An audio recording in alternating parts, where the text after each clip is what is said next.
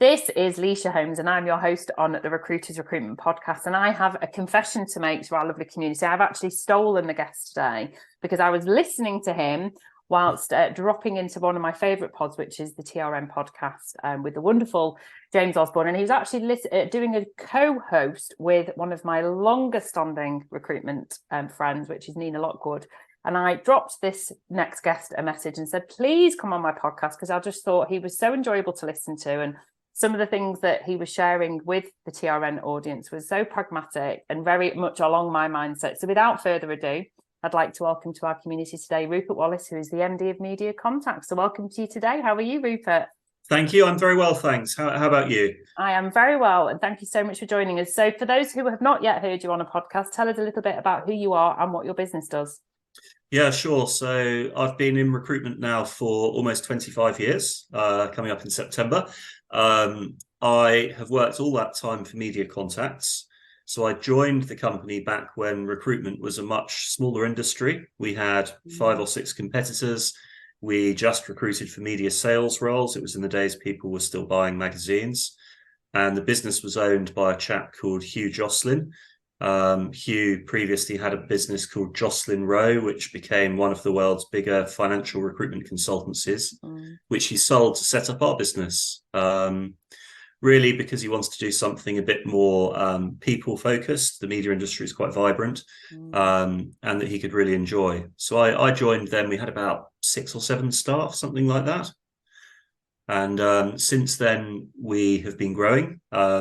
We stayed relatively small. Hugh kept the business as a lifestyle business for him. So we always had a cap on about 15 staff, about 1.5 million turnover.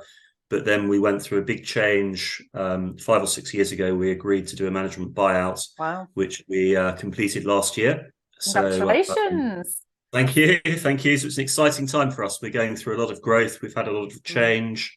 We've broken that sort of glass ceiling and going places. Wow, seems like a really poignant time to be having a conversation with you. And I know that when I explained to you before we started to record, a large part of our community is other recruitment leaders, and there will be plenty within that cohort who have, gone through maybe possibly a management buyout, possibly actually launched their own. We do get a lot of people who've, set up on their own. So I think they're going to be sat there with their pen and paper ready to listen to some of your experience. And we've actually had a similar amount of time in the recruitment sector. I also joined in 1998. So, kudos to anybody that's kind of, I don't know if, did you drop in, just see what recruitment's all about 25 years ago, and then you're still here 25 years later. Yeah, no, exactly. I was just applying for jobs in general to move out of home, move into London with my girlfriend, and it was one of the jobs I was offered, so I thought I'd have a go at it. Give it a go, see what it's like. And I don't know about you, but I'm still seeing how it goes. So there you go, quarter of a century later, and you just look blinking, it's all gone. No, I feel like we're going to cover so many things here. And actually, I started my recruitment career in a different sector in engineering, but for a short period of time, we were actually, in theory, competitors. But I did the Northwest market, but I did advertising and media. So it is a very, very vibrant, like you say, very people-centric. I think that what's really interesting is that we obviously share some commonality in terms of our backgrounds, but I'm really keen to sort of understand how your sector and your industry has changed over that period of time. Because, of course, when you very rightly said, and maybe it was a flippant remark, but, that was in the days where people used to buy magazines and papers. And, of course, anyone listening now, especially those in the start of their career, can't even imagine that world. So how has the landscape changed from this traditional, through the line media, advertising on TV, radio, magazines, newspapers, and now, of course, everything's digitalized and we're in a virtual world. So just talk us through a little bit of the timeline. Yeah, sure. So it's you're right. There's been a lot of change. So when I started, as I say, we only did media sales recruitment, and I was the first person to join the company who had never worked in media sales. Right. Originally, I was the office junior, sort of making the tea, washing up, helping out. And I wanted to start recruiting, so I was told to go and pick up some business that wasn't media sales and run with it and find something to do. Yeah. So I looked at things like journalism, production, the people who make the magazines, the events industry. And back then we had what was then called the dot-com boom just beginning to kick off. So things like web designers and web producers. And fortunately, I was good at recruitment, but also had latched on to where the future of the media industry was going. Because with people stopping to buy magazines, all the companies had to repurpose their revenue streams. So things like websites, events, they were the new money coming in. Yep. So that really took off and became actually our principal part of the business, and media sales we virtually stopped doing, which was fantastic for me because I could then build up a team, which then became the company. But you're right. I mean, now very few magazines are sold. Most products is either digital, if it's on the consumer side, or if it's B2B, it's about conferences and exhibitions. There's been some huge merger and acquisition activity in the events industry in the last 12 months, because that is the hot market at the moment. Yeah. So it's been a big change. Excellent. And then in terms of virtual reality, have you got any involvement in that yet? How's that working in your agency world? A little bit, not much. I've actually got a friend who runs a VR company, and I think people are still finding their way in it. And I think Facebook, or now called Meta, is an example of that. They've plowed billions into VR, but it's sort of not worked for them because there was no strategy. They just thought it's something they should do. Yeah. Which reminds me of the .com days where people said you must have a website. But a lot of them are rubbish. That's the biggest truth and the biggest irony of recruitment is that a lot of recruitment agency websites are absolute bobbins. But the reality is we all congregate on LinkedIn, but that's a whole different conversation, isn't it, really? So your career journey, I love that you started as a T-boy. Cheers. Cheers. I wonder if you were any good at it, because I know when I started pre-recruitment, I had lots of junior jobs like we all do, and I was rubbish at making tea. But I kind of did it deliberately, so I didn't have to do it. Yeah, I was going to say it's best not to be too good at that one. Yeah, definitely. There's a life hack for all of you. Make yourself a cup of tea. No, I'm only joking. So the role of a recruiter has evolved then, and I imagine that there's possibly a similar sort of evolution therefore. So we started out, and it was very much a sales job. You said that go and develop a new division. So how, when you're hiring people in now, what sort of profiles are you looking for in terms of sales capability versus marketing, PR? We have so many different components now to being a successful recruiter. So what are your thoughts on the evolution of a recruiter? Well, it's changed a lot, and there's a lot of differing views out there in the market. So when we started the MBO journey, one of our advisors was really suggesting that we go to a 180 model. Right. And back then, the economy was pretty good. We're talking about pre-2020, 2018, 2019. So we started hiring and training resources. Then COVID came and decimated the job market, and there was nothing for them to do. And because these people couldn't fundamentally do business development, we had to get rid of them, sadly for them. And it really made me think about it. And I'm quite a strong believer the 180 model doesn't really work. People have got to sell, because even when you look at some of the resources who say, well, I couldn't do BD, you then look at their influencing and sales skills to candidates, and sometimes they're lacking there, and they have very little candidate control. So I think fundamentally you've got to be a deal maker and a salesperson to be a good recruiter, whether that's on the candidate side or the client side. So the first thing we look at is whether someone is entrepreneurial. When I was a kid, I used to buy multi-packs of chocolate bars and sell them in the school playground because the other kids weren't allowed out at lunchtime. We were too young, and made a huge profit doing that. So they did. yeah. We look for entrepreneurial examples like that. People who've tried to make money or do something of their own initiative. I think that's a really interesting point, and I think it's one that is probably one of the biggest hot topics in recruitment, and one that I must get asked at least once a day by clients, of whether the 180 model actually works. And I think the answer is, for some, particularly in the search world, it can work, where you're working on retained projects, because actually those in the delivery role are actually, they are very entrepreneurial because they have to go out and to build out talent pools. But I think if we're talking in the general contingency market, I have seen very few examples where it works brilliantly. I actually came from a 180 model. So before I started in media recruitment, I was trained in the 180 model, where I was actually the candidate resource. But the reality is, within the first week, they were just like, just let her on the phone to the clients, because I needed to control. And I think that's the real problem, there's a disconnect between the control of the process. If you don't have the 2 180s who combine to make the 360 in true symbiotic mindset. And I think that it actually is such a rare piece of magic for that to really happen. That's where I think what's happened over the last 24 months since COVID, in what's happened in your businesses, happened across the whole industry. In the delivery consultants that have been brought in post sort of boom, post recession. Obviously, we can revert back 15 years ago to post recession. They've not necessarily had to have influence skills. They've not necessarily had to, but actually now where we're at, I think this is actually normal recruitment. And I think building relationships, how can you build a relationship with the candidate if you don't then know where to go and place them? I don't know what you No, exactly. And even with retained business, we do some retained work. I picked up a retainer last week, and the first thing when I was pitching the brief, the client wanted to know is, what is the candidate market like? What are they earning right now? Why do they want to move? And if I was only doing client work, I might struggle with that. They also want regular updates. Who are we headhunting? What are they saying? What are the objections? So again, if you're away from the coalface, it's hard to give that proper comprehensive service. Yeah, I know. I agree with you. I think I actually have a very sort of not contrary view of the recruitment market, but it's actually quite simplistic in that if we were to sort of go back to the start of time of recruitment and actually create a microcosm, so each recruiter ran their own business, they ran their own profit center. So we didn't have a sales commission. We ran desks on profit, and that recruiter, the job of a recruiter is to win business, is to then deliver on the business, is to have insights, is to understand candidates. And you basically, what you said, entrepreneur, so you're running your own business within a business. I think we'd probably have less recruiters, but I think we would be regarded as you would regard a financial advisor or a solicitor. We would be seen as the true professionals. And I think we've almost done ourselves out of that level of, and I think we're getting there.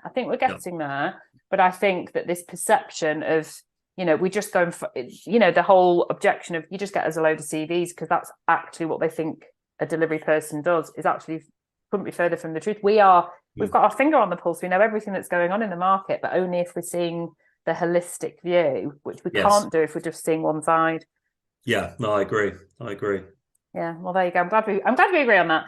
So I love that we're, I didn't realize that you've gone through a management buyout. So I'm actually it's quite nice when I've got a little surprise like that, because for me, talk us through that journey in terms of the mindset, bearing in mind our listeners, a large part of them are leaders like yourself. So what was that like from a psychological point of view? And what then do you think the advantages are for those listening who maybe are considering that option for themselves? Sure. Well, it was a few years coming. I was turning 40 when I started to think about it, which is often a time people think about the next step in their career. Hugh was in his early 60s. So again, maybe thinking about when or if he retired. And it took 2 or 3 years of wrangling to get to the decision to make it happen. I think, I was certainly wanting to check I was ready to take that responsibility. And Hugh was wanting to feel he could retire in his own time rather than being sort of pushed to retire. Yeah. So it had to get to a point where both of our mindsets were in alignment. And I also needed the buy-in of some of the key staff as well, because you don't want that to disrupt people or, have them worry about the future. So the first thing I did was get 3 of my top performers with some equity in the business. One I gave some equity to, and the other 2 bought into it. Great. Which set us up for a good sort of long-term plan. Definitely. And then we devised a plan where we would pick up the bill effectively through the business. So I didn't have a pot of money to spend. Hugh obviously needed value. So we went about it through him taking from profits for a few years after the MBO date, at an acceptable level to us. So it was sort of win-win for everyone, really. Definitely. And then obviously 12 months later, how do you feel that the business is transformed from attracting new talent in point of view? Because you mentioned there about giving your top performers some equity, which I think is an absolute, a dead cert, isn't it? Because they've got skin in the game. They're going to be loyal to you. They're your best benchmark going forward then in terms of hiring, aren't they? Strategy. So how have you found it in terms of attracting new talent in based on the MBO status? I think it's good. I mean, I think firstly, we are a growth business. Our business plan will take us to over 30 staff in the next year or two. Wow. And selling that idea before the MBO was very difficult because we would never grow beyond that 15 staff point, really. So I think people can now understand what's been going on. Yes. But there's also the positive of the pre-MBO to sell. When we were a lifestyle business, it meant that within a lifestyle business, you focus on quality. You want to be proud of your work. You enjoy your work. So we've got that great foundation of clients and candidate relationships and our reputation, but now this growth bit added. And I think that combination is very compelling for people. And the fact that, 3 of the top performers have wanted to be part of that journey, have equity, buy into it, and see themselves as part of the long-term future. Definitely.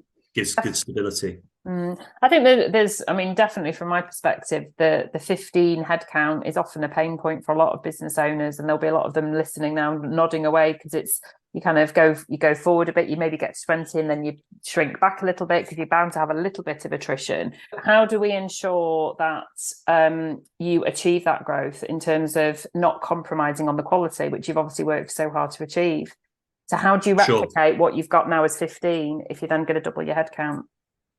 Sure. Well, I think firstly, the thing that was really important to me is getting professional advisors in. So originally, I got a guy called Alex Arnottin, who was seen as a sort of recruitment expert, who really helped with business planning and changing training plans and job plans.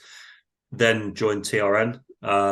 And, I get regular advice and coaching, which helps. And I've always had a big interest in business, and I know people in consultancy outside of recruitment as well. So I'm sort of aware of the steps to take. So, one of the things I'm looking for right now is a part-time FD, because I think that's the next part of growth.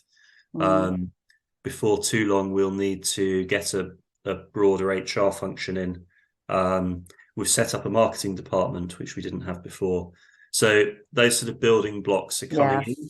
But it's got to be done at the right time, because otherwise you leave yourself very financially exposed. You've got to generate the money to pay for these things as well. You do. Yeah. And again, I can think of a few examples of companies who have got ready to scale and haven't got those people in place, and then the structure collapses, like you say. But I think you're probably doing it at the right time. Thank you for sharing that with us, because I appreciate that's quite sensitive. So thank you for that. So if you could pick up the phone, or whatever we used to do 25 years ago. I think it probably was just picking up the phone, wasn't it? We didn't do Zoom or anything. There was no internet then. No. If you could go back to Rupert of 1998, just as he's about to start on his recruitment career, what's the golden piece of advice you'd give to him?